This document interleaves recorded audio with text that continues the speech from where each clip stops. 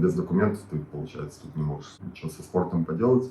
Они могут сделать мне страховку. В случае что, даже просто вывих пальца какого-то. Ездил на тренировки, играл до поры до времени, пока не натворил всякой фигни, глупостей. Решил пойти в банк в Кирят-Яме. Дал записочку девушке, она мне дала 20 тысяч с кассы, нажала на кнопочку. Казалось, все легко, просто. Заходишь, выходишь, ходишь, прячешься. И зашел в магазин за трусами, так сказать. С этими трусами, в общем, меня и поймали. Ты хорош, ты так, все, приезжай в Локомотив. При клубе, в интернате, то есть будешь жить, но это стоит 1 000 000 рублей, вот прямо сейчас. И предложили отправить меня на АЛЕ, отучиться, и что там нам помогут с футболом, то, что нету никакой коррупции, святая земля. Мы подаем официальное заявление на АЛЕ, чтобы помогли сделать туда ЦУ, оно ничего вообще не продвигалось. Получается, просто обманули тебя? Получается, что да, то есть и родители пытались как-то что-то повлиять, с кем-то говорить.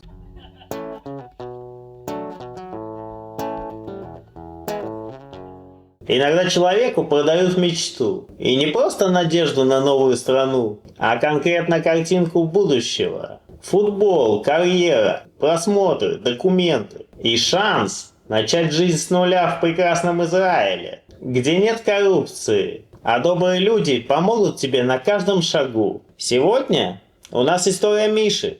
В 15 лет он прилетел в Израиль по программе на АЛЕ. Но по словам Миши, он летел в Израиль не просто как подросток, начинающий новую жизнь. Он ехал с конкретной мечтой – стать футболистом. До этого у него был просмотр в московском «Локомотиве». Был шанс, но дальше все уперлось в деньги. И тогда появилась другая надежда – Израиль. По словам Миши, ему обещали футбольную школу, просмотры, помощь с документами, страну без коррупции и шанс на карьеру. Но дальше все пошло совсем не так, как он ожидал. Эта история непростая, ее нельзя свести к одной фразе: виновата система или виноват он сам. Путь Миши начался с обещаний, которые, по его словам, не были выполнены. Потом снова и снова появлялись обстоятельства, которые ломали его маршрут. Армия, травмы, потеря семьи и попытка заново собрать себя по частям. Но были и его собственные решения. Решения, за которые Мише тоже пришлось платить. Сегодня мы поговорим о том,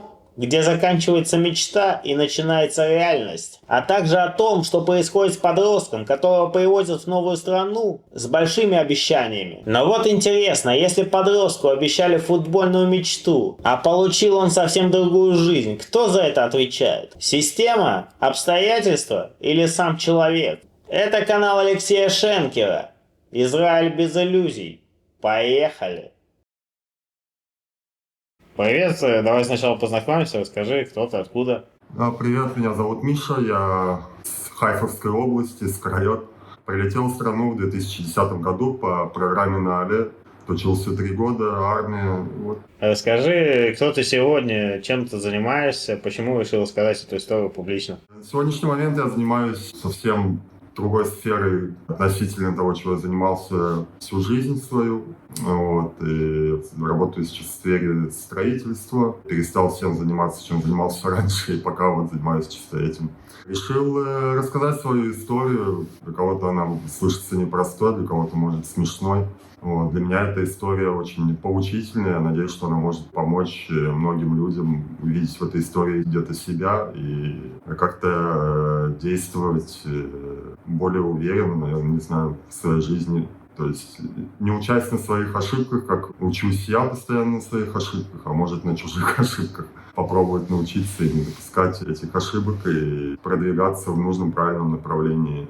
Если коротко, это история про футбол, репатриацию, зависимость, падение или новую жизнь? Да, про все и все в моей жизни на сегодняшний момент. Мне 31 год на сегодняшний день. И получается, я с 15 лет в Израиле. За эти 16 лет очень много чего произошло в моей жизни. Интересного и не очень. Вот когда ты думаешь про интервью, да, ты хочешь, чтобы зритель после этого интервью увидел в тебе жертву обстоятельств или человека, который прошел тяжелый путь и сделал выводы? Я знаю, что в этой стране, но и вообще в мире есть люди, которые стесняются рассказать о своих трудностях, каких-то своих неудачах, чтобы понять, как действовать дальше, как как дальше жить в каких-то ситуациях. В первую очередь я хотел, чтобы люди увидели себя в этой истории. Ну, может, и я, даже рассказывая эту историю, смогу чему-то научиться. Вспомнить свои прошлые ошибки и окунуться в эту атмосферу снова и продолжать радоваться каждому дню прожитому. Расскажи про свое детство. Ты вырос в России. Да, я вырос в России, в городе Нижний Новгород. Родился и вырос, до 15 лет.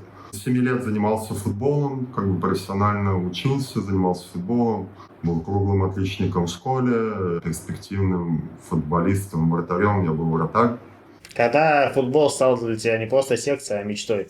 Да, наверное, с первого года, как я начал заниматься даже по детству. Меня просто родители очень, и контролировали, и продвигали в этом. И очень хотели, чтобы я преуспел, потому что у меня был какой-то талант, наверное. И многие тренеры даже, по детству видели во мне много потенциала и старались продвигать. И так я, профессионально и начал заниматься, можно с детства сказать. У нас построили академию имени Игоря Егорова. Это был арбитр российский, один из лучших арбитров на тот момент. Он открыл академию в нашем городе, и мы тренировались, занимались постоянно. От академии продвигали, так сказать, футбол. На каком уровне ты играл в России до отъезда? На тот момент взрослая команда наша играла в первой лиге российской, не выше, во второй по силе лиге.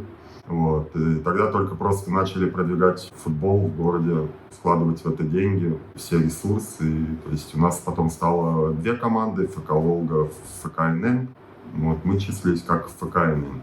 Со временем что та выходили в российскую премьер-лигу, но сейчас ни та уже.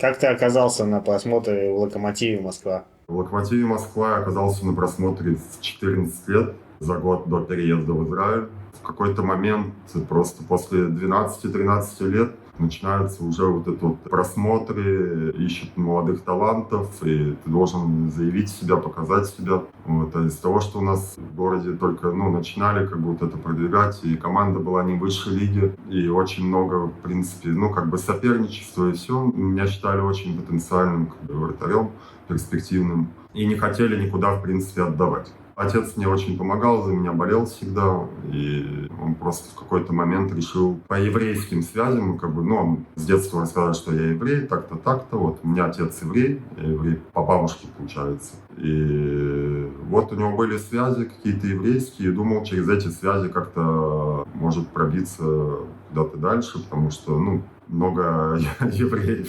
по стране. Типа в России или ты уже по Израилю? Да, в России.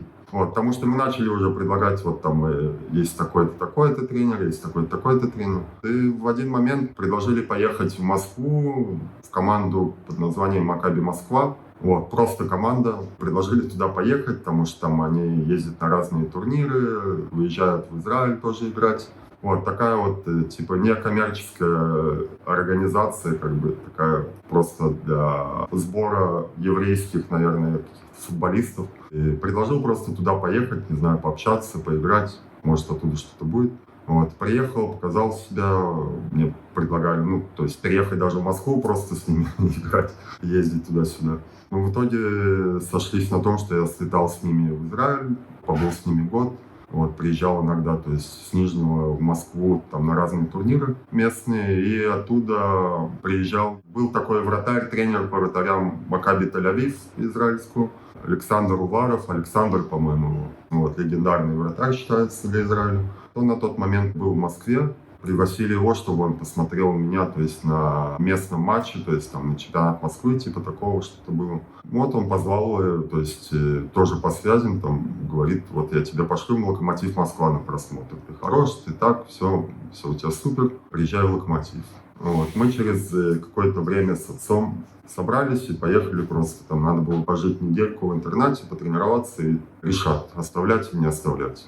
Такая неделя просмотров для всех, кого пригласили.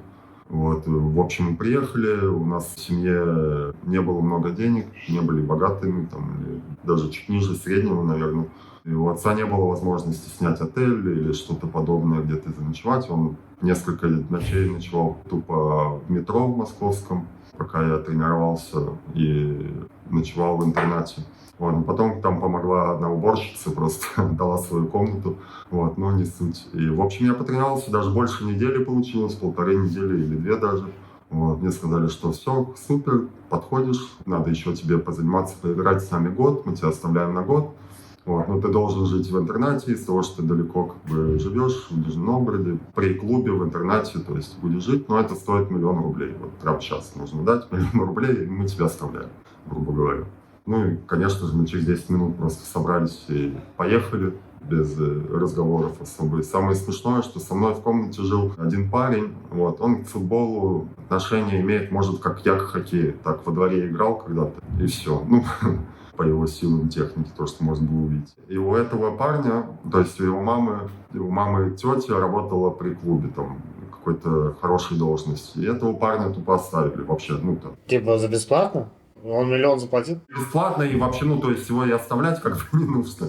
Я не знаю, я очень надеюсь, что спустя время человек научился играть в футбол, правда, ему вот это вот помогло как-то продвинуться, но я не думаю. Что ты почувствовал в тот момент, что тебя забрали мечту из-за денег, и вообще что ты понимал в 14 лет? На тот момент, честно говоря, не особо что-то понималось. Ну, было опустошение, как бы, да, ну, не опускались руки, как бы, ну, мне 14 лет еще все впереди. Вот, не Локомотив, так что-то другое. Ну, хотя Локомотив на тот момент моей любимой командой был. Вот, так мне вдвойне так чуть-чуть обидненько было. Но я еще не понимал тогда вот о делах, коррупционных делах в спорте. Просто через время так получилось, что когда мы вернулись, мой отец на тот момент работал в городской синагоге, и там был Сахнут, который помогает репатриироваться, так сказать, евреям по программам. Вот, и предложили отправить меня по НААЛе, отучиться, и что там нам помогут с футболом, то, что нету никакой коррупции, святая земля. Помогут, если, правда, потенциал и хороший, то есть при слове, там, если ты хорош, там, не отправят куда-то, не пошлют домой или запросят деньги, а сразу якобы возьмут в команду, и все супер и круто. Кто сказал это? Типа в Сахнуте сказали? Да, в Сахнуте. И все, мы начали подавать документы, семинары и тому подобное. Все это, ну, в течение года где-то длилось, пока не пришли результаты, что все, меня берут. Вот, и обещали, уже когда на семинаре были именно тестирования, одна женщина, не помню, на какой должности она была в Сахнуте, по распределению она что-то ответственная была или что-то такое. Вот, сказали, что есть возможность, что отправят меня в школу на Тане. Это школа належная там при футболе якобы, там постоянно тренируются и просматривают оттуда в команду высшей лиги израильской, Макаби Натани. И обещали отправить туда, и что там примут, уже помогут. В итоге, когда, то есть, пришли результаты, куда меня отправляют, вот совсем не Натани, это была школа с сельскохозяйственным уклоном, школа Кадури. И, в общем, вот 15,5 лет, почти в 16 прилетел туда, в эту школу.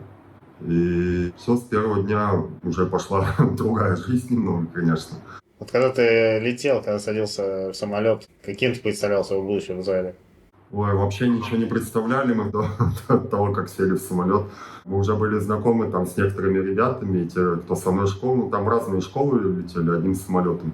Вот. Но все те, кто были на одном семинаре, плюс-минус. И мы уже были знакомы с ребятами. Вот. И мы все оторвались от родителей первым делом в duty-free, кого-то попросить купить что-то спиртного. Вот, так мы прилетели уже чуть пьяные. Я не знаю, как нас не отправили обратно на месте. Вот, и привезли в школу. В общем, ни о чем не думалось вообще. Была эйфория такая, что вот, якобы в Европу улетаешь, ну, я не знаю, много где считают Израиль Европой географически. Вот, и подальше от родителей, никакого, знаешь, контроля, делаешь, что хочешь.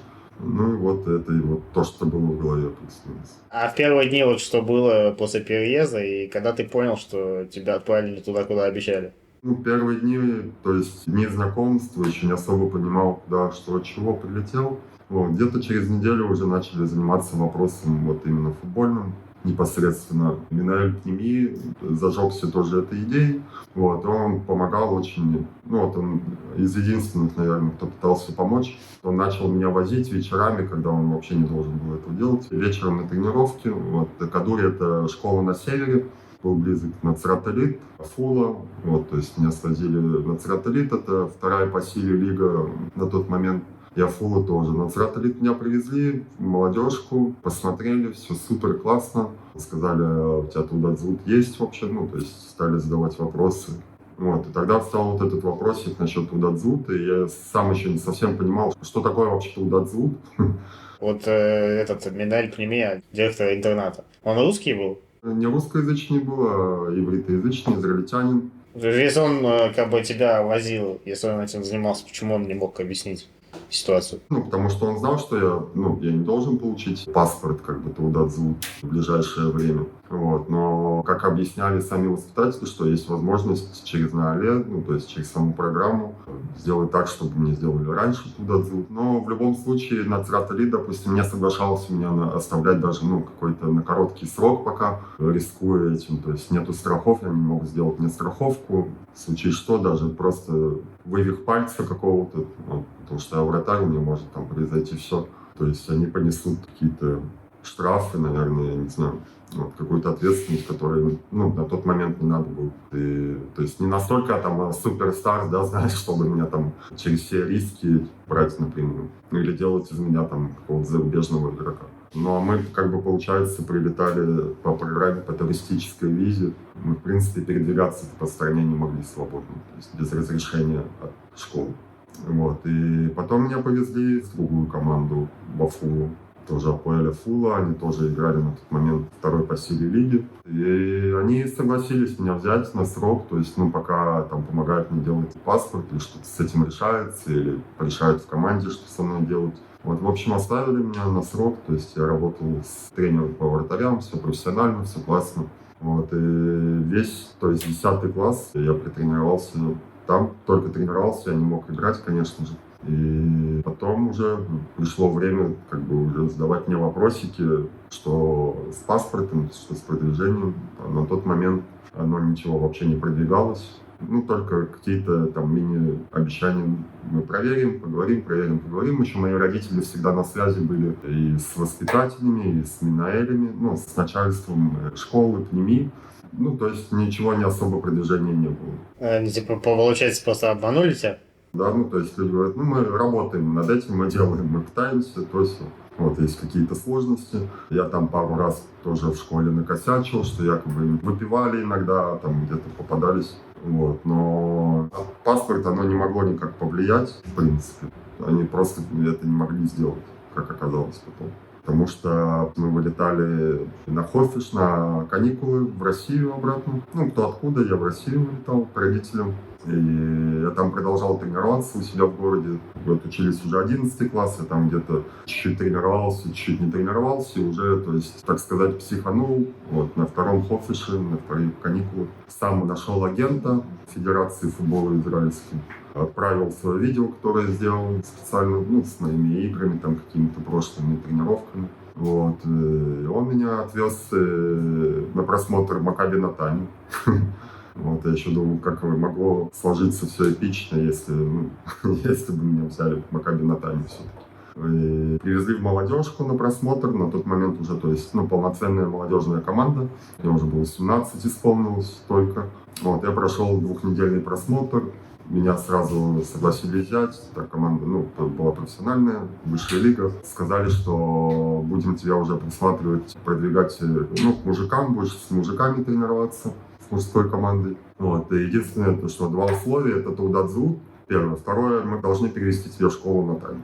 В школу на Аллее или просто в обычную школу? В школу на Алле. То есть вот та школа, про которую мне говорили в Сахнуте, которая школа, тоже Налешная школа в Натании. Ты не узнавал, почему тебя перевели не в ту школу, уже на месте, когда ты был в Израиле? Уже во время обучения в школе, когда общаешься с людьми, с налешниками, с воспитателями, то есть понимаешь, что они не могли туда намеренно направить, в эту школу. Не от них это все зависело.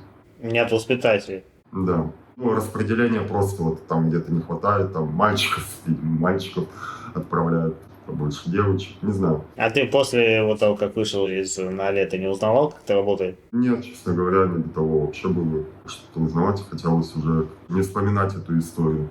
И нужно было либо Тудадзут, либо перевести в Натанию, правильно? И то, потому что ездить было 1,5 часа от школы до Натании. Вот, а у них иногда проходили тренировки 2 раза в день. Вот. По-любому нужно было перевестись, и у меня оценки должны были быть для этого 85+, средние. Ну, тогда это было только начало учебного года, даже еще не все ребята прилетели, у нас тогда уроки были русские, там спорт, то есть я, в принципе, сдал багрут на среднем где-то 77, по-моему. Вот. Но на тот момент у меня были, ну, выше 85 оценки точно средние.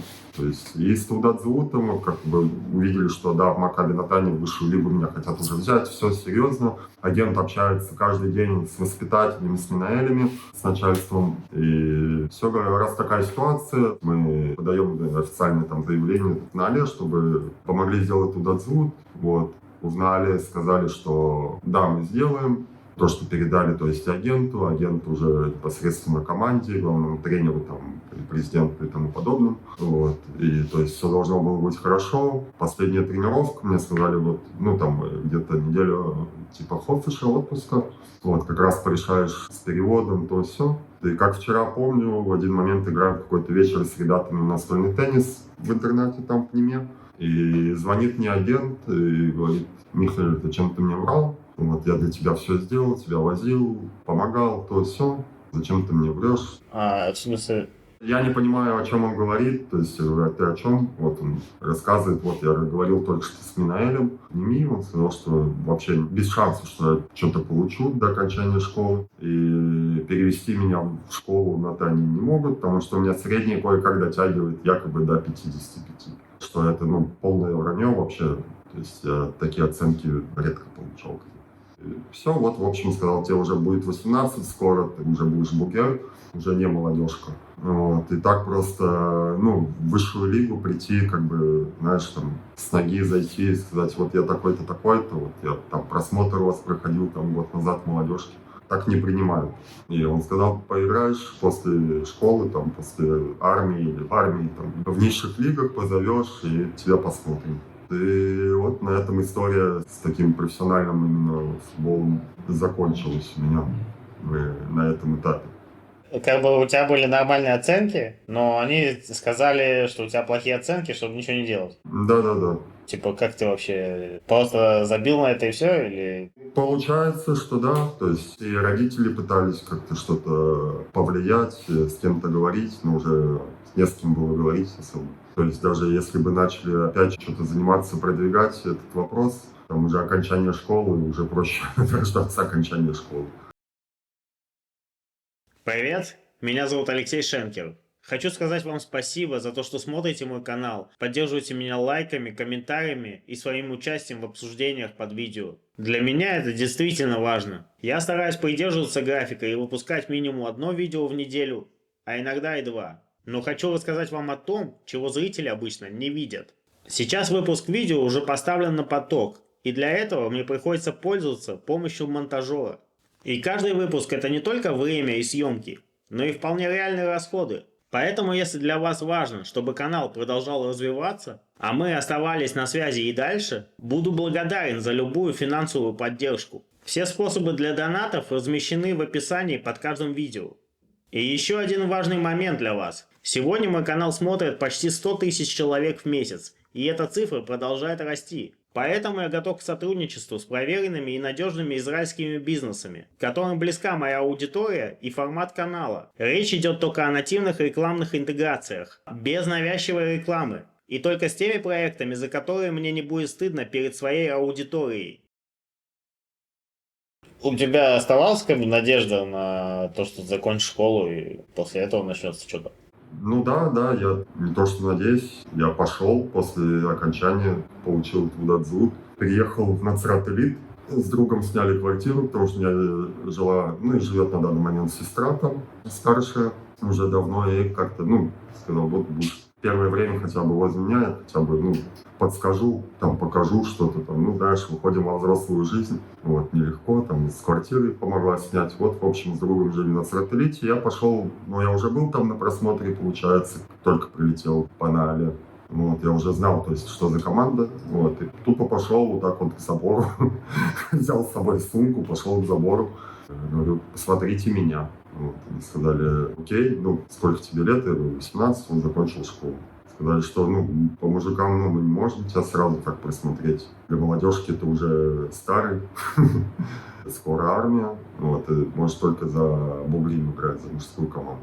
В общем, посмотрели меня, взяли прямо, там, позвали, сказали, приходи там через несколько дней на тренировку, с молодежной командой опять же. Посмотрим тебя там еще раз. Меня посмотрели, сказали так и так, все супер, все классно, но, к сожалению, не вписываешься в планы, в общем, на данный момент. И тогда уже я думал продолжить искать, куда-то ездить, получил призыв в армию.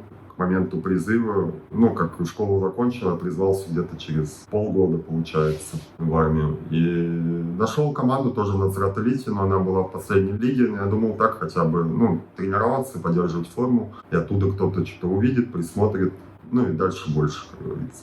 Но единственное, мне нужно было договориться, просить армию, чтобы меня выпускали каждый день. То есть должность такую дали.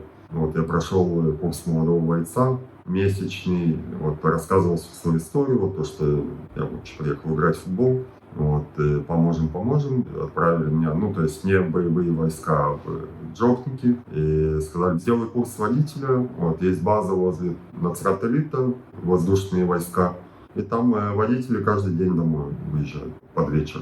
То есть приезжаешь как на работу, и все. Супер, подходит, вообще прекрасно. Я даже побывал уже на этой базе месяц. В моменте после курса молодого бойца есть такой момент ожидания, когда тебя распределяют куда-то, что делать дальше с тобой. В общем, отправили меня на курс вождения, водить грузовик.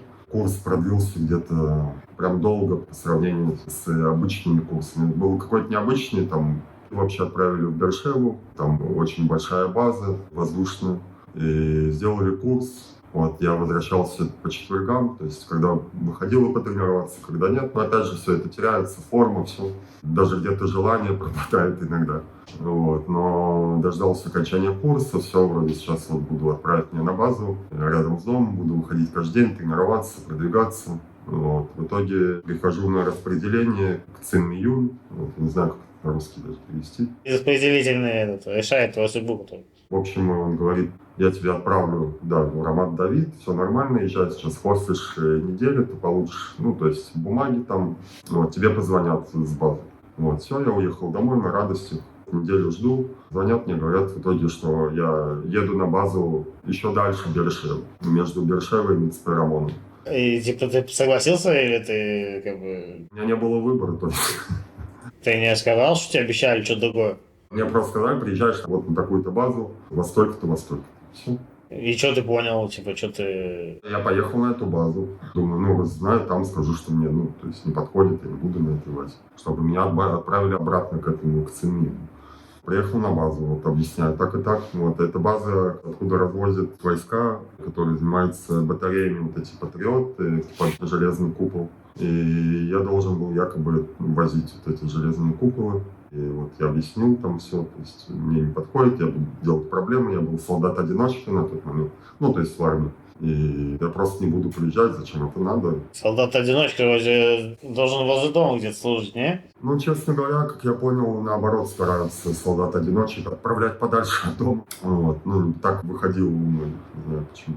В общем, приехал на базу, стал разговаривать с командиром. Командир лояльным оказался, стал помогать, выпускать меня иногда, то есть по средам, по вторникам даже, хотя по четвергам должен был выходить.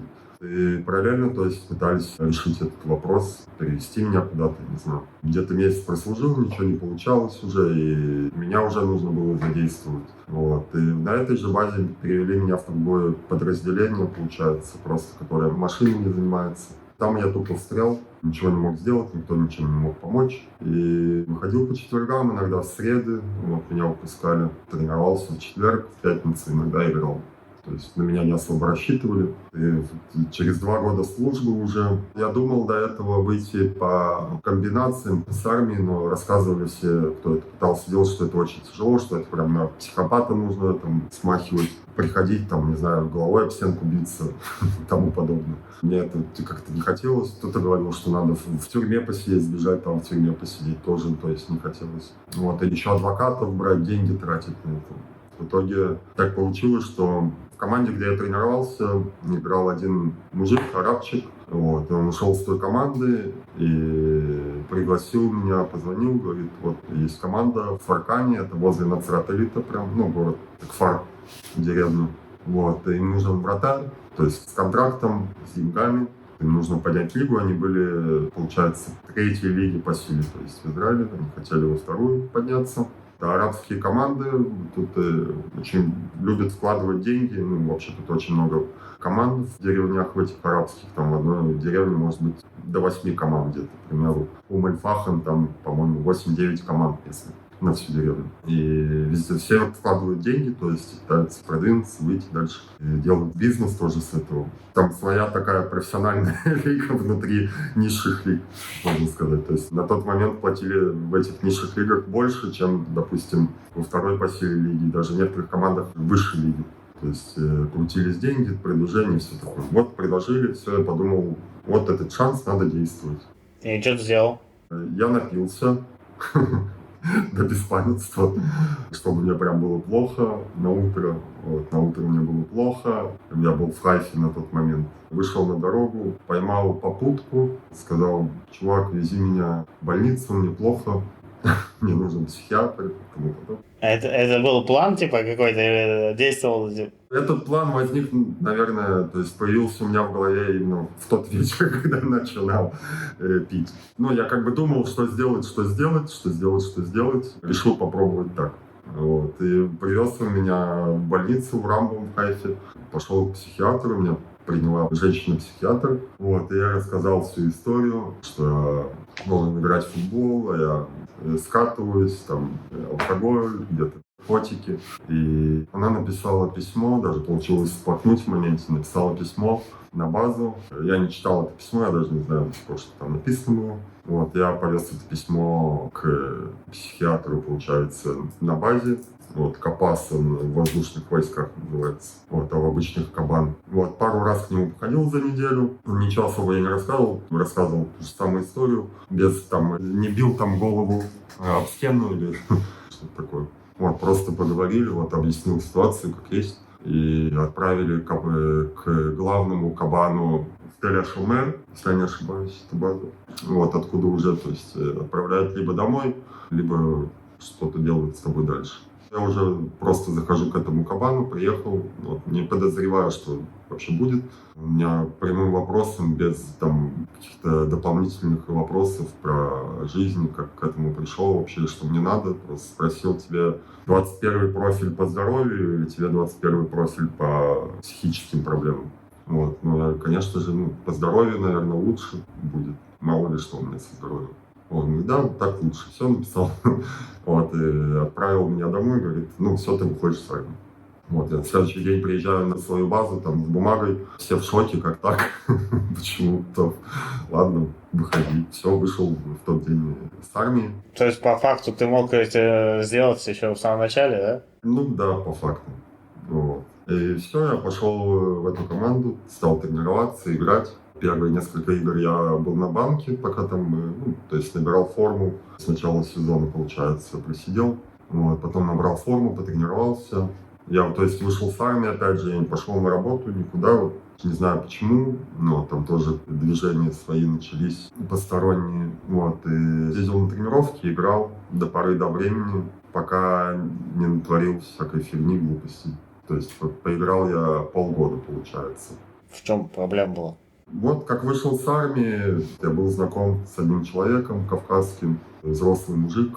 Он предлагал мне как бы пойти по бизнесу, чтобы я там ему помогал, вот, чтобы не устраивался пока никуда на работу. И везде с ним ездил, у него у брата там шаурмичная была, говорю, сейчас я открою, ты будешь работать, у меня там будем проценты делить, в общем. Еще, говорю, начал гулять, там зашли деньги с армии, зашли деньги оттуда, там какая-то зарплата небольшая в команде, там несколько тысяч. Вот. Гулял, то есть выпивал много. Тогда отец прилетал, помог купить машину, подарили, можно сказать, машину под выпуск с армии, под окончание. И прошло много времени, вот как я попал в плохую ситуацию. Вот. Что-то меня сподвигло пойти и ограбить банк, когда закончились деньги. В смысле, как-то, скажи. Ну, видел видео, попадались видео там на ютубе, какой-то мужик там заходит в почту, в банки, ложит записки, потому что ограбление, ему дают деньги. Вот, и я обращал на это внимание. Ты типа думал, что это прокатит, типа, или как? Ну, вот когда я решил, ну да, если у него прокатило, почему у меня не прокатит? Как бы казалось все легко, просто заходишь, выходишь, входишь, прячешься, ну, потом выходишь обратно. А получился... А получилось, что зашел, вышел, а потом забрали еще дальше. Ну вот. То есть, ну да, закончились деньги вообще, ну там гуляли с друзьями, тратили много денег, и закончились деньги, а работать так и не пошел никуда. Вот. И тот якобы друг тоже вообще пропал что-то. И что делать, нужны деньги, я уже там занимал денег, нужно возвращать срочно. И что делать? Вот решил пойти в банк в Кирят-Яме. Вот даже можно статью найти в интернете. Прям настоящий банк или какой-то обменник? Не, банк, прям банк. Вот, взял очередь даже, как нормальный человек. Прождал свою очередь, не влезал никуда без очереди. Подготовил до этого записочку, я был в кепке. Дал записочку девушке, она мне дала 20 тысяч с кассы, нажала на кнопочку. В этот момент уже успели закрыть дверь снутри, ну, то есть входную. Вот, когда я начал выходить, я увидел, что она сверху просто там защелкнута. Вот, то есть я вышел, ушел. Вот, а я был подпитый на тот момент, я с утра похмелился специально, ну, вот, и как-то на расслабоне себя потом чувствовал, вообще не прячась как будто. Вот, зашел по дороге, набрался смелости, познакомился с девушкой, с которой хотел познакомиться, но не хватало смелости зайти. Она работала в тот момент в магазине такого, ну, где там всякие шампуни продают, мыло, шампуни, там трусы, нижнее белье разное такое. Ну вот, и я зашел, думаю, познакомлюсь на адреналине. Захожу, знакомлюсь. Он говорит, я замужем, вот так и так. Ну вот, я замер, ну, говорю, окей, вот давайте тогда хотя бы трусы куплю. Ну, хоть не просто так зашел. А ты говоришь, типа, что они когда кнопочку нажали, типа, там заблокировалась дверь, или наоборот заблокировались, я не понял просто. Да, ну, то есть не то, что заблокировались, там просто кто-то подбежал, видимо, защелкнул. Ну, а как ты вышел тогда? Я за эту защелку просто снял. Ну, то есть я увидел, ну, что мешает открыться дверь, увидел, что защелка просто. Быстро среагировал как-то. И типа просто вышел? Да, просто вышел. И что было потом? Минуты 40 прошло с момента, как я вышел и зашел в магазин за трусами, так сказать. Вот. Если пробить эту статью, Экотерет статья, то есть название статьи, что футболист ограбил банк в Кирят-Яме и купил трусы. Это самый смешной прикол. Вот, что эти трусы потом я, кстати, еще долго носил. Прям несколько упаковок я купил. Ну, деньги же были, получается, на кармане. Вот, и, ну, с этими трусами, в общем, меня и поймали, Миштара остановила, то есть, ну, меня искали, то есть, объявили, ну, видимо, по рациям, то, что произошло ограбление, такой-то высокий парень, а меня, ну, то есть, не тяжело распознать. Вот у меня рост 1,96 м, вот, и, ну, по Кирят-Яму мало кто ходит, там, знаешь, там, в курточке, там, в жилетке, с таким ростом, и с деньгами в кармане. И с трусами. С чистыми трусами. Вот поймала меня Миштара, в общем, отправили в СИЗО. Вот, в тот момент, ну, то есть пробыл там пару дней, и вот, и мне сообщили, что мои родители репатриировались, то есть прилетели, делали репатриации, то есть готовили меня к встрече с ними. Вот, потому что я, ну, еще ездил в отделение полиции, давал показания. А, то есть тебя отпустили как бы после этого? Не-не, меня не отпустили, то есть я был не в отделении полиции, а то есть в СИЗО. А родители твои собирались репатриироваться, или они репатриировались из-за этого? Как бы у меня просто мама работала зубным врачом уже там 20 лет, и тяжело было оставить работу. Как бы они планировали, да, со временем. У меня тут и бабушка с дедом жили, и сестры, получается. Они планировали, как бы, по-любому, но не прям в тот момент. Они бросили все, да, приехали, и вот моя первая встреча с ними, вот, спустя долгое время. Вот я выхожу, ну, в отделение полиции, меня привезли в отделение, дать показания, ну и заодно родители туда приехали, мне дали с ними повидаться, вот я в кандалах, тут еще неважно, что ты сделал, украл там жвачку в полке или у человека, те кандалы, то есть наручники, я в этих кандалах в оранжевом костюмчике с наручниками иду встречать родителей. И что ты почувствовал вот в этот момент? Ну, стыд какой-то. Ну, вот, слезы, конечно, там, наверное, все. Вот. То есть я сам даже, не думал, не представлял все, что так может получиться. И что, то есть, инициатива такая наказуема. Вот, и что не все так может идти гладко. Ты понимал, что вот с футболом после этого уже как бы все будет, как бы, ну, Я, честно говоря, думал, что меня вот сегодня-завтра отпустят уже, и все будет нормально. Как бы. Но мне там предвещали, что я на много лет застряну. Вот. Но в итоге родители помогли, они взяли адвоката, большие деньги заплатили, несколько десятков тысяч. Вот, адвокату, чтобы она меня вытащила на домашний арест. Вот, то есть я пробовал 1,5 месяца, получается, за решеткой. И вышел на домашний арест. На домашнем аресте такой, с привилегиями чуть был. То есть я мог выходить сначала вечером на пару часов, потом утром вечером на несколько часов тоже, а потом надо было работать. Как бы. Вот, у меня мама вернулась обратно в Россию. Вот, папа еще со мной побыл, потом тоже улетел, вернулся в Россию. Вот, то есть, потому что они сорвались, прилетели. то есть они быстрее полетели из-за того, что вот это случилось, да? Да. Но в целом они как бы хотели переехать, или как? Они планировали вернуться обратно сюда, в Израиль, просто закрыть дела, то есть с работы, с родственниками, с квартирами. На тот момент у меня была девушка, остался жить с девушкой. То есть и суд у меня главный должен был быть через несколько месяцев. Вот. Футбол, то есть в эту команду у меня не получилось вернуться, то есть со мной расторгли контракт. То есть, опять же, я пока не могу тренироваться и играть, ничего, потому что у меня, как бы, на домашнем аресте, то есть нет для этого времени, и работать надо. И вот я попросил через суд, чтобы мне разрешили хотя бы работать, и мне разрешили, то есть до вечера быть на свободе, на улице, работать, а вечером быть дома. По факту у тебя домашний арест, как будто и не арест вообще. Ты можешь работать, поэтому... То есть я без браслета был, за мной не было слежки. По сути, как могли узнать, я мог выйти. Я стал уже выходить потом и ночью, там, и гулять, и то, и все. Когда почувствовал, что за мной там слежки нету, то есть контроля. И стал выходить и ночью уже, то есть пофиг на домашний арест, так сказать. Вот. И потом уже, со временем вернулись родители обратно сюда, в Израиль, уже с концами. И с девушкой не получилось. В общем, я переехал к отцу. У меня был потом уже суд главный состоялся. И то есть решили меня освободить, присудили мне принудительные работы Аводот Ширут в Бейт-Хабаде. То есть это, как синагога, то есть где какие-то пожертвования собирают, отдают. И что ты там должен был делать? Соблюдать чистоту и по четвергам. То есть нас раввин там заставлял, то есть если нечего делать было, щеткой стены чистить. Чистые стены чистить щеткой, то есть. А там были еще кто-то, как ты? Да, то есть ребята помимо меня. Короче, как рабы прямо туда, да? Типа того. Да. С 8 до 2, как на работу приходишь, вот, что скажут делать, то и делаешь. По сути, мы как бы, самая главная работа, то есть была по четвергам, привозили, то есть пожертвования с разных там мест, компаний, там фрукты, овощи. Приезжали грузовики, мы их разгружали и раздавали, то есть нуждающимся. Они платили там денежку, получается. Вот, раввины получали бесплатно, а они продавали. То есть все по-еврейски, как бы все нормально.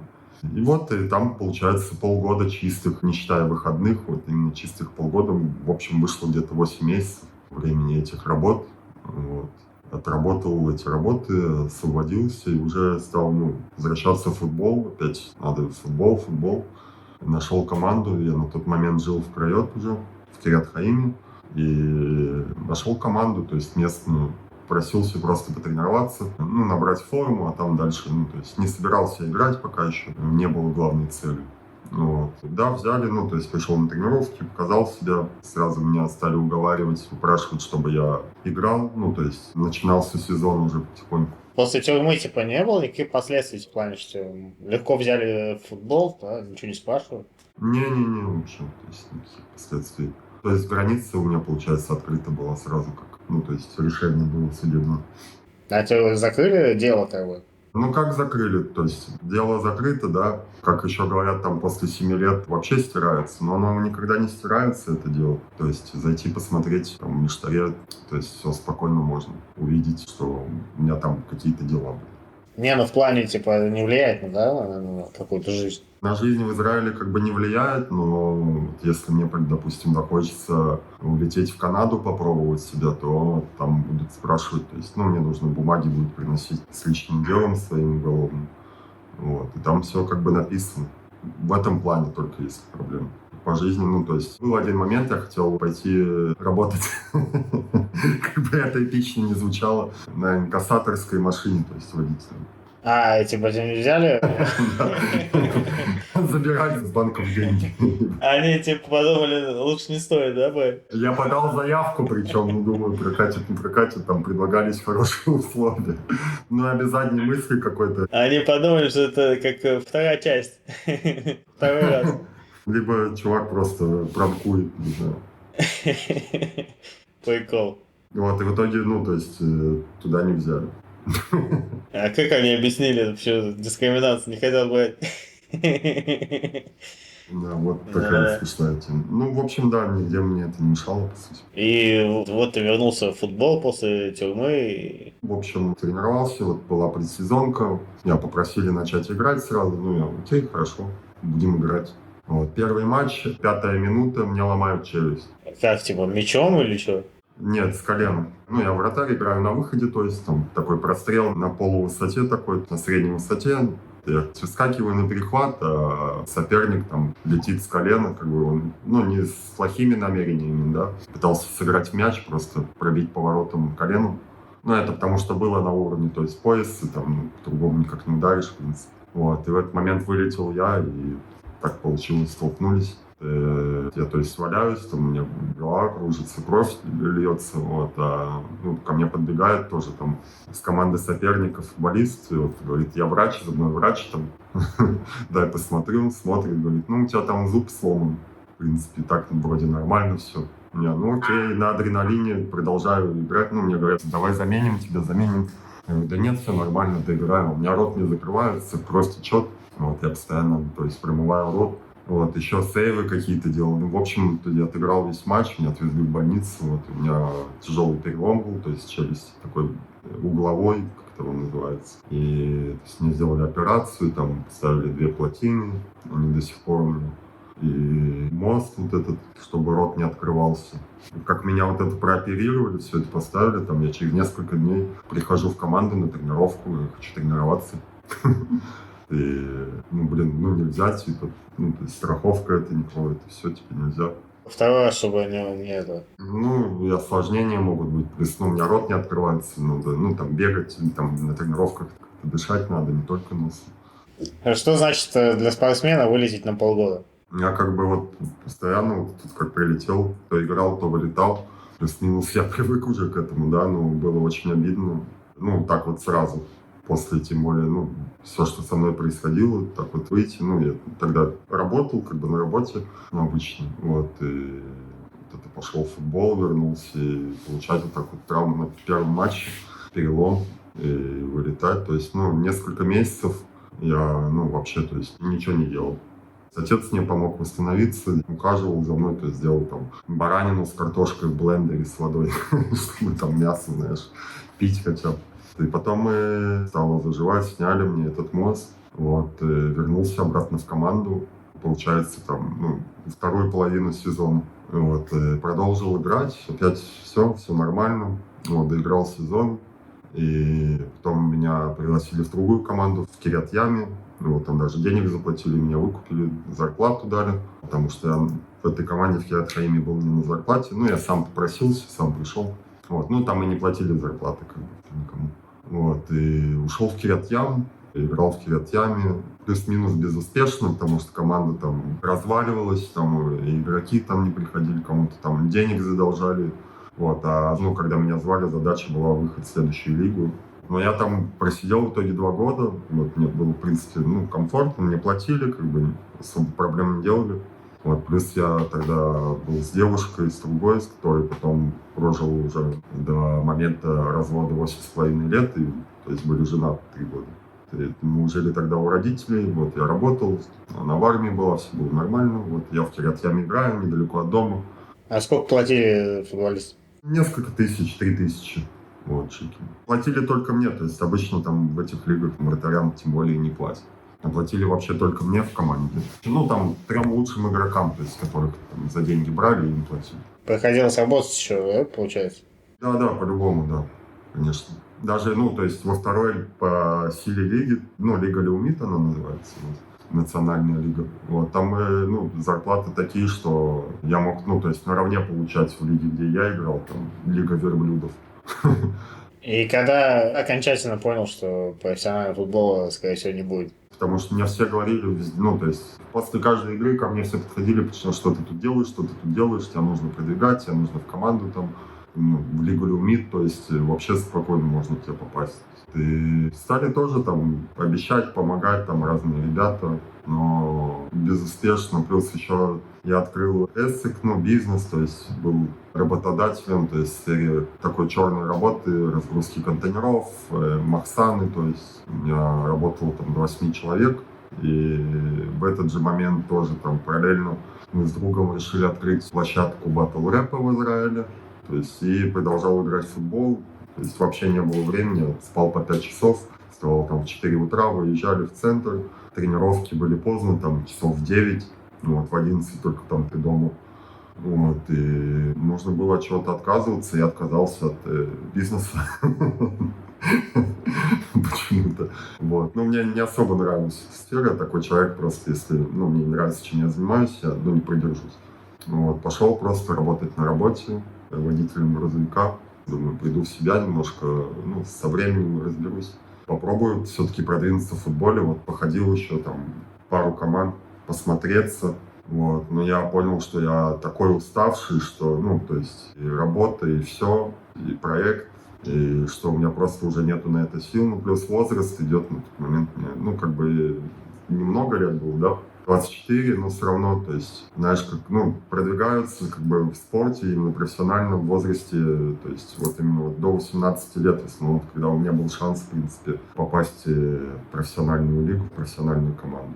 Вот, а дальше уже, то есть, ну, все тяжелее и тяжелее, на тебя уже по-другому смотрят, ну, то есть, не как на молодого перспективного там игрока, а как просто игрока. Вот, и пришлось просто со временем выбирать уже, то есть, где-то приоритеты ставить. И на тот момент я еще попробовал годик попихать себя в разные команды, но понял, что все уже, ну, я пришел один раз на просмотр в команду, открылась тогда команда относительно новая, АПЛ Роби Шапира Хайфа, вот, не АПЛ Хайфа, а, ну, другая команда чуть-чуть, вот, они были в Лиге Алиф, в 3-й по силе лиги, то есть с перспективами на подъем. Вот, туда вкладывали много денег, вот, и, в общем, туда пригласили меня на просмотр. Я просто посередине просмотра ушел, ну, злой, бешеный, ну, потому что я был уставший, не спал, что-то там с работы, и я просто не выдержал нагрузки, не знаю почему. Вот, тогда еще очень жарко было, я сказал, все, это не мое, не хочу продвигаться в какие-то высшие лиги. И морально, типа, как это? Ну, я уже, ну, тогда понимал где-то в глубине души, что, ну, то есть я не добьюсь уже там высшей лиги, того, чего хотел, когда-то мечтал, не поиграю там в заполненном стадионе, так сказать. Вот. Но пошел по старому доброму пути в арабскую команду, где платят какие-то деньги, вот, и нет каких-то обязанностей больших.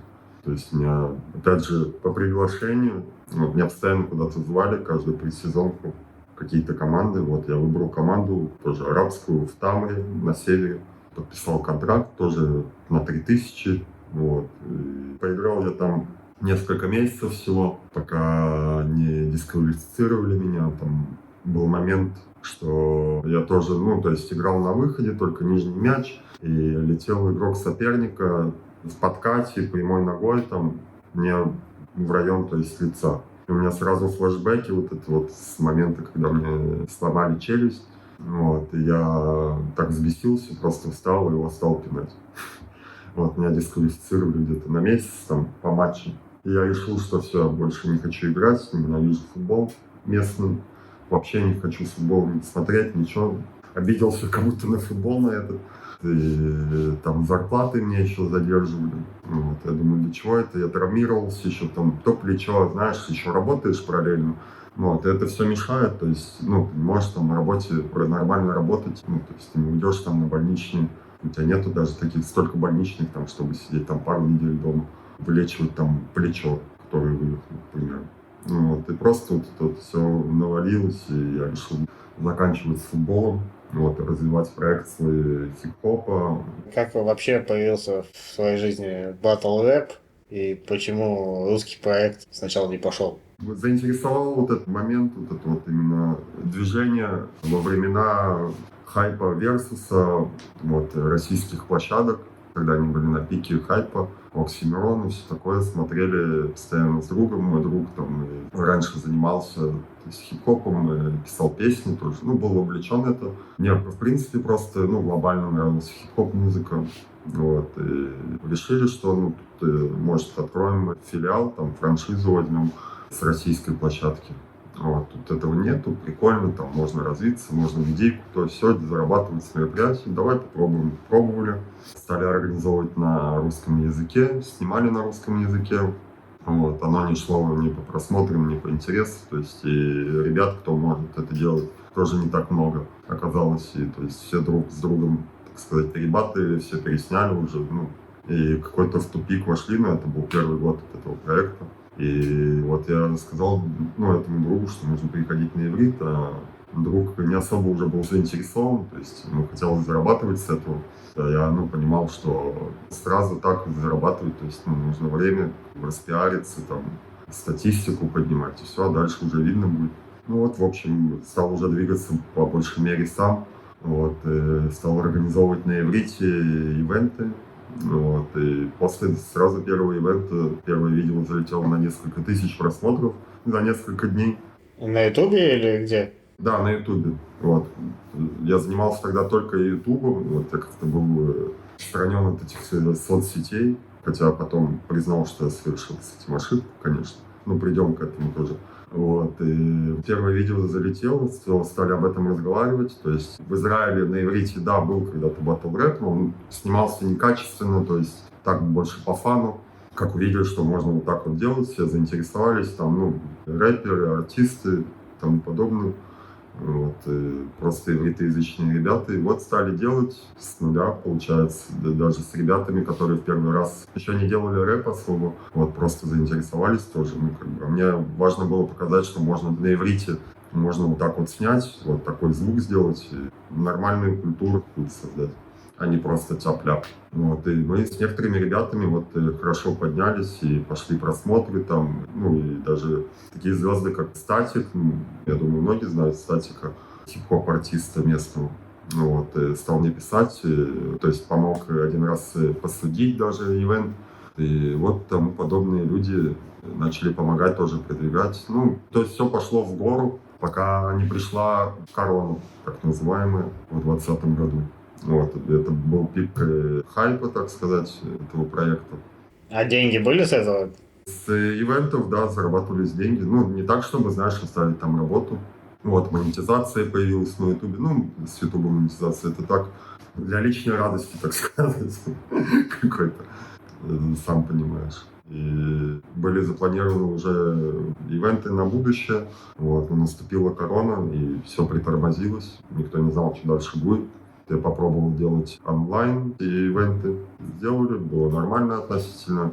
Я надеялся, что эта корона закончится вскоре, и можно будет вернуться делать мероприятия, но это продлилось очень долго. В такой степени, что, ну, интерес спал, то есть на такие видео у зрителей. И у самих, то есть участников, те, кто там участвовали, когда-то уже там либо поднялись, там стали, некоторые стали прям звездами совсем на местном уровне. Вот, и уже, то есть, это не для них было.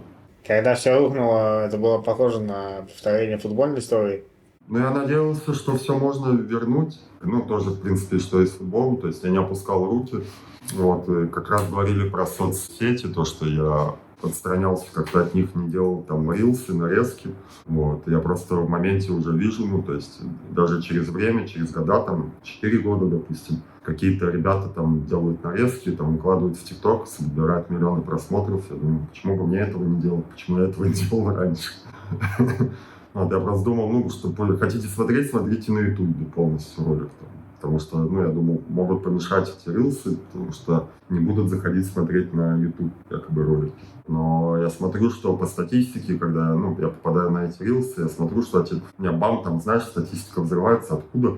Я же ничего там не выставляю, не выкладываю. И смотрю, видимо, нарезок с ТикТока, там, с Инстаграма. Стал открывать страницу уже и делать свои нарезки. И благодаря этому вернулся интерес, и я продолжил, организовал еще несколько ивентов хороших за несколько лет.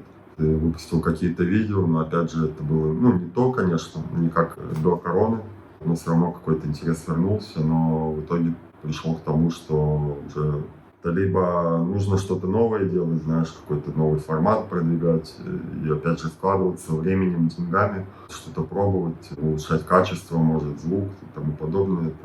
Потому что даже те участники, которые потенциально могли бы что-то хорошее сделать, из-за того, что интерес общий упал у людей, не очень шли на это. И в итоге я подумал, что, может быть, стоит открыть мне свое место, потому что последние ивенты делаем в центре, у нас в Хайфе, потому что не стало места, где можно организовать что-то, либо много денег, либо бары, там места неподходящие. И решил открыть свое место. Так у меня друзья, организаторы разных проектов, стендап-проектов, разных мероприятий. Думаю, можно это все совместить и открыть свой бар. Вот так получилось. Открыл свое место, площадку. В итоге только один раз у меня получилось сделать свой ивент батл рэпа. А так мы делали просто там стендапы, концерты и тому подобное. И шло неплохо. В принципе, были проблемы с местным муниципалитетом, с бумагами, с разрешениями. На это место очень тяжело оказалось выбить разрешение, все это стоит денег, очень много денег вложилось. Бывшая жена мне помогла на тот момент, то есть прийти к этому, чтобы открыть это дело.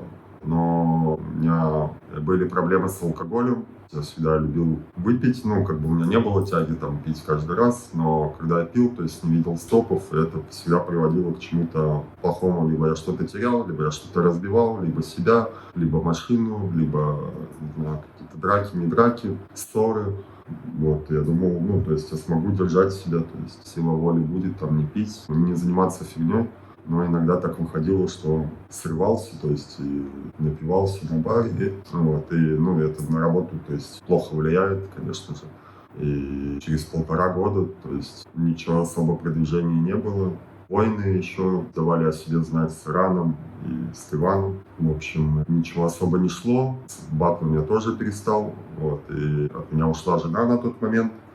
Я вошел, я до этого уже стал входить в какую-то депрессию, то есть я стал осознавать, что у меня ничего не получается, то, чего я пытаюсь добиться. Из-за алкоголя, типа? Из-за себя, да, я не могу сказать, что алкоголь виноват. Я же пил алкоголь, я же брал бутылку, даже в себя выливал, да. Я пытался с этим бороться, то есть пытался бросать, не пил, может, месяц-два, где-то в моменте, может, пиво по пиву. Жена, то есть, просила, с этим помочь в плане, чтобы она тоже, не пила, потому что ты пьешь, а мне тоже хочется, я могу терпеть, что-то. Даже доходило до таких моментов, что я скрытно пил, когда она пила, потому что выпивший человек не чувствует запаха от другого выпившего человека. И искал возможности выпить, напиться, в плане, что что-то не получается, как-то залить свои проблемы, наверное, грусть. То есть ты долго отрицал, что это зависимость, получается? Да, то есть я думал, что можно вот так сделать, в принципе, захотеть и перестать. Оно не всегда так выходит, получается. И когда ты понял, что тебе нужна помощь? Тогда, когда все, я остался один, я понимаю, то есть последняя пьянка, от меня ушла жена, захлопнула с собой дверь, я ушел на 4 дня в запой, после этого мне было очень хреново. И, я обещаю себя, то есть я пытался вернуть бывшую жену, обещаю, что я пойду закодируюсь. У меня у отца тоже подобная история была с алкоголем, то есть ему кодировка помогла. Я решил, что мне тоже может помочь, будет держать. И через 2 недели, после последнего запоя, пошел, закодировался, то есть, я не понимал, что все, то есть я не буду пить, я не понимал этого. Я просто понимал, что мне это нужно, иначе может все закончиться плохо. Я не понимал, насколько это мне еще может помочь. То есть, когда пришел, очень хороший мужчина-врач, который делал мне инъекцию, он подробно объяснил и рассказал, что такое вообще алкоголь, что такое алкоголизм, как к этому приходит. Вот, что алкоголизм – это болезнь, которая вообще не лечится, то есть, ну, без вмешательства лечебного, то есть какого-то. Ты можешь, да, там, бросить пить, не пить, там, держать себя в руках, там, не знаю, месяц, год, 2, 3, 10, да, знаешь, где-то сорвешься, выпьешь, напьешься, и что-то произойдет плохое. То есть это нужно просто поддерживать, как, там, к примеру, сахарный диабет, вот, просто не лечится, а поддерживается там лекарствами, да, знаешь, чтобы улучшения какого-то не было. Вот, также и с алкоголем. Ну, это то, что мне объяснили, это то, что я для себя принял. Вот, и я планирую, то есть, таким способом не пить никогда. Тебе помогло это, как бы, ну, ты полностью вышел из этого, да? То есть после того, что один раз закодировался, после этого ты уже не пил никогда? Да, мне нельзя было вообще после этого, ну, то есть, ты квас даже не можешь попить. А сейчас? Ну, и сейчас, ну, то есть, первый срок это на 2 года, ну, максимум можно на 2 года сделать инъекцию, потом до 10 лет. А что было, если ты выпил что-то? Ну, то есть на мне проверили, как она действует. Это, ну, дозировка. Если правильная дозировка, мне просто ваточку со спиртом положили. У меня пульс упал до 30, то есть, ну, я подбирал просто лежа, пока мне антидот не вкололи. А, серьезно, прямо действует реально? Да, да, да. То есть и сейчас до сих пор ты тоже, как бы, если выпьешь, то тебе хреново будет? Да, ну, даже, ну, такой сильный, что я конфетку даже там с ликером, да, не могу съесть. Безалкогольное пиво выпить. Жесть. Но мне вообще по кайфу с этим, честно говоря. Ну, вот, и я очень рад, что так. То, что ты завязал с алкоголем, тебе помогло это восстановить жизнь свою, как бы? Да, вполне. Я даже, ну, периодами, когда пил, то есть я не каждый же день там пил, и даже не каждую неделю приходилось. Вот. Когда я не пил, у меня, в принципе, относительно все налаживалось, все было хорошо, стабильно. Вот где-то продвижение. Но не совру, как бы и с алкоголем иногда какие-то продвижения, знаешь, были там. Вот. Я просто под алкоголем был более открыт, более общителен с людьми. И какие-то сделки, там, договоры, там еще, ну, в том же батл рэпе заключал под алкоголем. Какие-то идеи приходили, мысли интересные. Вот. Я, то есть, в депрессии очень долгое время тоже был. Относительно недавно, несколько месяцев назад я с этого вышел. Вот, то есть где-то почти полгода прошло. Вот, я каждый день, каждый вечер просто плакал вот, о ситуации. Я тогда еще руку сломал обе, то есть сначала левый локоть, вот, но быстро там прошло без последствий каких-то. А потом правый локоть, вот под алкоголем тоже отмечал день рождения своего. Выход из алкогольной зависимости, это было совсем недавно, получается? Да, да. Ну, как бы вот полгода я, получается, не пил. То есть все это недавно произошло. А вот ты упоминал, что у тебя есть собака, кролик, и что они уже с тобой 7 лет. Почему ты это написал? Эти животные, то есть как и дети маленькие для меня, они мне помогли осознавать, что мне есть для кого жить. Я их очень люблю, как бы. Уже по 7 лет почти. Мы их взяли, кстати, вот крольчиха появилась до короны незадолго, а собачку взяли, ну, с бывшей женой, получается, в корону приютили. Вот, и, ну, так и они со мной остались. И ты сейчас полностью вышел из депрессии? Да, да, то есть я себя вообще классно чувствую. Хочется жить, хочется добиваться целей. Вот, и мне посоветовали начать пить антидепрессанты. Я пропил курс, ну, то есть месяц, где-то полтора я пропил антидепрессанты. Вот, и помогло то, что я не стеснялся просить помощи, не стеснялся говорить то, что я чувствую, то, что со мной происходит. Вот, я убедился, что у меня, правда, есть хорошие друзья. Вот, и я стал больше рассказывать людям, даже которых не особо знаю, про какие-то ситуации, и стал узнавать, что есть еще очень много людей тоже, которые проходят непростые времена, и замалчивают об этом и живут с этим сами. И это помогает, ну, мне это помогло, то есть, когда я начал рассказывать, даже родители меня стали понимать в моменте, потому что они вообще меня не понимали, и где-то даже нагнетали, то есть, мне нужна была там какая-то поддержка, они, то есть, где-то не очень красиво себя по отношению, ну, ко мне, то есть, что-то говорили, ну, так же, как и я что-то говорил, да, некрасиво. Ну, я очень благодарен родителям, то есть, за каждый момент, что они мне помогали, то есть и до сих пор помогают. И, вот, помощь, она и поддержка, она очень нужна, чтобы выбраться из какой-либо ситуации. Скажи, чем ты сегодня занимаешься? На сегодняшний момент я ушел в сферу строительства, вообще закончил с организациями, закрыл бар.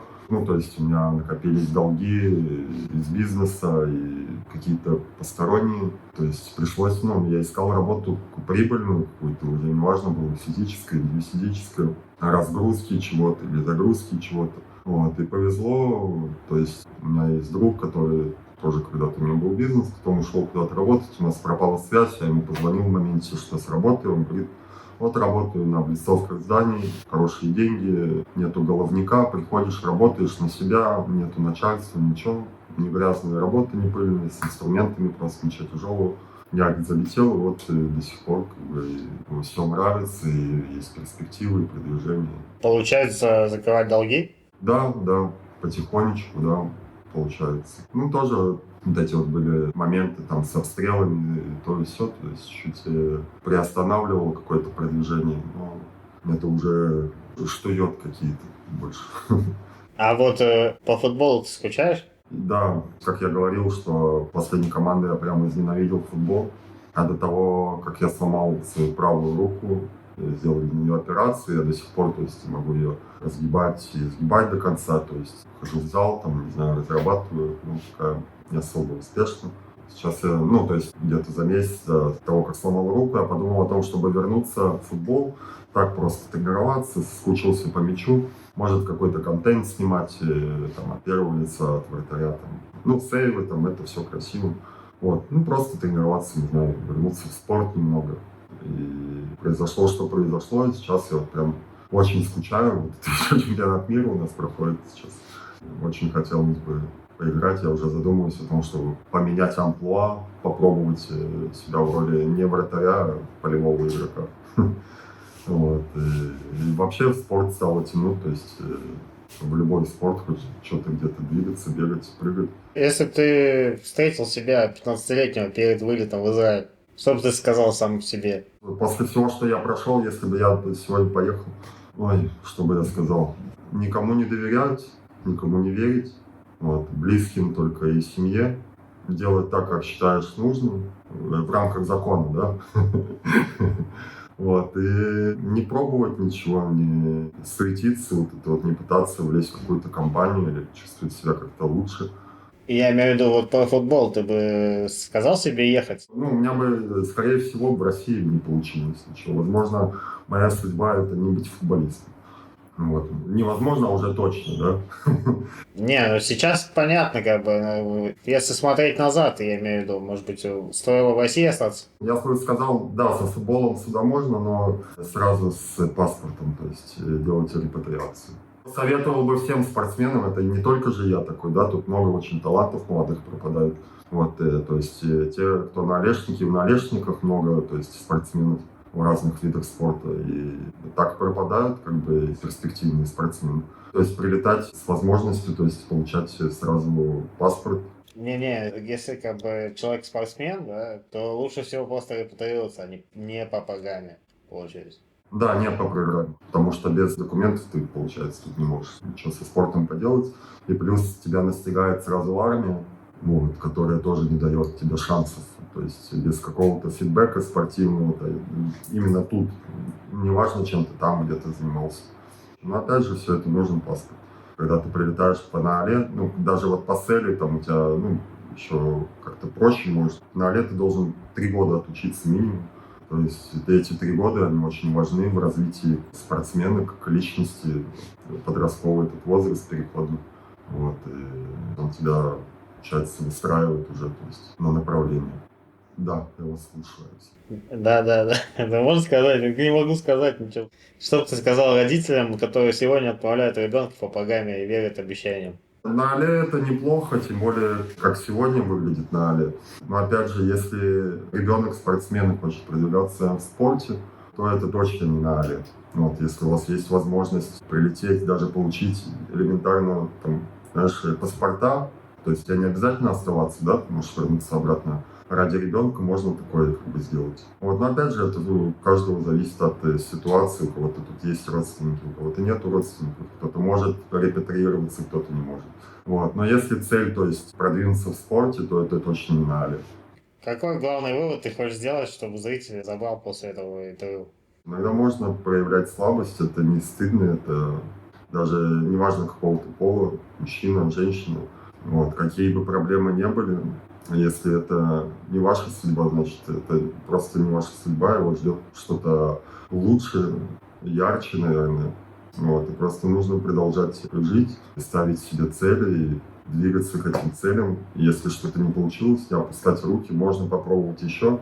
Как говорится в Израиле, не беатров, вот, не мучая себя, не загоняя себя в какие-то депрессники, пытаться что-то делать другое, у нас вся жизнь впереди, вот, и доверяться близким, семье, когда нужна помощь, просить о помощи, и не стесняться этого, рассказывать о своих чувствах, о своих эмоциях. Это я так сейчас стал думать проще уже после того, что я прошел, и перестал уже гоняться просто за чем-то, знаешь, за какой-то там мечтой, потому что не обязательно, что там, знаешь, да, если ты об этом мечтаешь, то неважно что, к этому вот идти, к этой мечте. Вот. Возможно, что тебя посреди дороги или в каком-то этапе жизни тебя ждет намного что-то интереснее. Я бы прошел все то, что я прошел, еще бы раз, чтобы оказаться сегодня здесь, на этом стульчике, рассказывать тебе свою историю. Вот. Да, закрываются прошлые какие-то косяки, прошлые проблемки, но это все прошлое, и оно тоже закроется когда-то, это прошлый этап жизни. Вот, и будет вспоминаться со смехом. Вот, и смотреть просто на вещи проще, наверное, с улыбкой, не загоняя себя. А если уже и загнался, то не молчать об этом, потому что мы не лошади, мы люди, как говорилось в игре кальмара. Ну, в общем-то, это все. Ну, спасибо тебе, что это, как бы, захотел пойти рассказать, поделиться опытом. Да, я сам хотел, вот, знаешь, вот именно вот рассказывая, вспоминал, да, вот эти вот все события из жизни. Вот только сейчас вот и пришел к тому, что, правда, вот, я бы прошел бы еще это все раз, чтобы оказаться сегодня вот тут, на этом этапе жизни, который у меня сейчас. И очень бы хотелось, чтобы, правда, люди не молчали и рассказывали, что они чувствуют, о своих проблемах. Это сегодня очень важно. Ну, все. Да, спасибо тебе большое, Леш. Вот. И очень надеюсь, что люди услышат и поймут. Это Израиль, детка. Ага, тут жизнь не конфетка. Это Израиль, детка. Ага, тут жизнь не конфетка.